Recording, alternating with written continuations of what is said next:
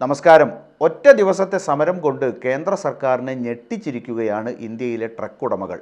വാഹനയുടമകളെ നേരിട്ട് ബാധിക്കുന്ന hit and run കേസുകൾക്കുള്ള പുതിയ നിയമങ്ങൾക്കെതിരെ ട്രക്ക്, ബസ്, ഇന്ധന ടാങ്കർ ഡ്രൈവർമാർ നടത്തിയ സമരത്തെ തുടർന്ന് ഓൾ ഇന്ത്യ മോട്ടോർ ട്രാൻസ്പോർട്ട് കോൺഗ്രസിൻ്റെ പ്രതിനിധികളുമായി ഒറ്റ ദിവസം കൊണ്ട് തന്നെ ചർച്ച നടത്താൻ സർക്കാർ നിർബന്ധിതരായി.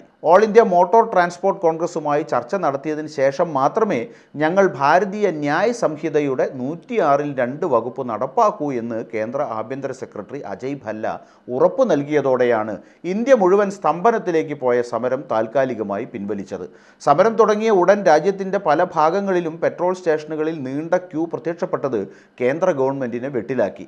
വാഹനമോടിക്കുന്നവർ പരിഭ്രാന്തരായി ഇന്ധനം വാങ്ങിയതിനാൽ വടക്ക് പടിഞ്ഞാറൻ ഇന്ത്യയിൽ സ്ഥിതി ചെയ്യുന്ന 2000-ഓളം പെട്രോൾ സ്റ്റേഷനുകളിൽ ഇന്ധനം തീർന്ന സാഹചര്യവും ഉണ്ടായി. കേന്ദ്രഭരണ പ്രദേശത്തേക്ക് ഇന്ധനം കൊണ്ടുപോകുന്ന 1500 ടാങ്കർ ഡ്രൈവർമാർ പണിമുടക്കിയതിനാൽ ജമ്മു കശ്മീരിലും വമ്പിച്ച പ്രതിസന്ധി രൂപപ്പെട്ടു. രാജസ്ഥാനിലെ ചില സമരക്കാർ പോലീസുമായി ഏറ്റുമുട്ടിയതും വിഷയം സങ്കീർണമാക്കി. അജ്മീർ ഭിൽവാര ഹൈവേയിലെ ഗതാഗതക്കുരുക്ക് പരിഹരിക്കാൻ പോലീസ് പോയപ്പോൾ ജനക്കൂട്ടം പോലീസിന് നേരെ കല്ലെറിഞ്ഞു. 3 പോലീസുകാർക്ക് പരിക്കേറ്റു. രാജസ്ഥാനിലെ കെക്രി സിറ്റി പോലീസ് സ്റ്റേഷന്റെ ഒരു വാഹനവും സമരക്കാർ കത്തിച്ചു. സമരം ആളിപ്പടരാൻ ഇത് കാരണമായേക്കുമെന്ന ഭയമാണ് ഉടനടി ചർച്ച എന്ന നിലപാടിലേക്ക് സർക്കാരിനെ എത്തിച്ചത്. ഹിറ്റ് ആൻഡ് റൺ കേസുകൾ കൈകാര്യം ചെയ്യുന്ന പുതിയ ക്രിമിനൽ നിയമമായ ഭാരതീയ ന്യായ സംഹിതയോട് രാജ്യത്തുടനീളമുള്ള പ്രതിഷേധം അലയടിച്ചതോടെ എത്രയും പെട്ടെന്ന് സമരം തീർത്തില്ലെങ്കിൽ തെരഞ്ഞെടുപ്പിലേക്ക് പോകുന്ന സാഹചര്യത്തിൽ വമ്പിച്ച തിരിച്ചടി നേരിടേണ്ടി വരുമെന്ന ചിന്തയാണ് ഉടൻ ചർച്ച എന്ന സമീപനം സർക്കാർ സ്വീകരിക്കാൻ കാരണം. BNSന്റെ സെക്ഷൻ 106-ൽ 2 പ്രകാരം അശ്രദ്ധയോടെ വാഹനമോടിച്ച് ഏതെങ്കിലും വ്യക്തിയുടെ മരണത്തിന് കാരണമാവുകയും ഒരു പോലീസ് ഉദ്യോഗസ്ഥനെ അറിയിക്കാതെ രക്ഷപ്പെടുന്നവർക്ക് മനഃപൂർവ്വമല്ലാത്ത നരഹത്യാ കുറ്റത്തിന് 10 വർഷത്തെ തടവും പിഴയും നിർദ്ദേശിക്കുന്ന വകുപ്പാണ് ട്രക്കർമാരുടെ പ്രതിഷേധത്തിന് ഹേതുവായത്.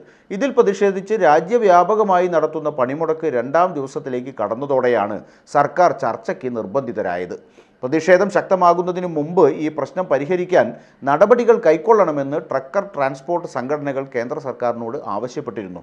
തിങ്കളാഴ്ച മുതൽ ഗുജറാത്ത്, രാജസ്ഥാൻ, മഹാരാഷ്ട്ര, മധ്യപ്രദേശ് എന്നിവയുൾപ്പെടെയുള്ള സംസ്ഥാനങ്ങളിൽ പ്രതിഷേധക്കാർ റോഡുകളും ഹൈവേകളും ഉപരോധിക്കുകയും പശ്ചിമ ബംഗാളിൽ 100 കണക്കിന് ട്രക്കർമാർ ഞായറാഴ്ച ഹൂഗ്ലി ജില്ലയിലെ ഡങ്കുനി ടോൾ പ്ലാസയ്ക്ക് സമീപം ദേശീയപാത 2 മണിക്കൂറോളം തടയുകയും ടയറുകൾ കൂട്ടിയിട്ട് കത്തിക്കുകയും അവരുടെ വാഹനങ്ങൾ റോഡിന് നടുവിൽ പാർക്ക് ചെയ്ത് മാർഗതടസ്സം സൃഷ്ടിക്കുകയും ചെയ്തത് രാജ്യം അടുത്ത കാലത്തൊന്നും അഭിമുഖീകരിച്ചിട്ടില്ലാത്ത സമര സാഹചര്യം സൃഷ്ടിച്ചിരുന്നു. പ്രതിപക്ഷ അംഗങ്ങളിൽ ഭൂരിഭാഗത്തെയും സസ്പെൻഡ് ചെയ്ത് യാതൊരു തരത്തിലുള്ള ചർച്ചയും കൂടാതെ പാർലമെന്റിൽ നിയമം പാസാക്കുന്നതിന് കേന്ദ്ര സർക്കാർ സ്വീകരിച്ച ജനാധിപത്യ വിരുദ്ധ നടപടിയുടെ പ്രത്യാഘാതമാണ് ട്രക്കർമാരെ സമരത്തിലേക്ക് വലിച്ചിഴച്ചത്. നിയമം പ്രായോഗികമാക്കുമ്പോൾ വരാവുന്ന പ്രശ്നങ്ങൾ ചർച്ചയ്ക്ക് വിധേയമാക്കാത്തതിൻ്റെ അനന്തരഫലമാണത്. ദൂരവ്യാപക പ്രത്യാഘാതം ഉണ്ടാക്കാവുന്ന നിയമങ്ങൾ ബന്ധപ്പെട്ട കക്ഷികളുമായി കൂടിയാലോചിച്ച് തയ്യാറാക്കുന്നതിൽ വന്ന വീഴ്ചയും ട്രക്കർ സമരത്തിൻ്റെ പ്രധാന കാരണങ്ങളിലൊന്നാണ്.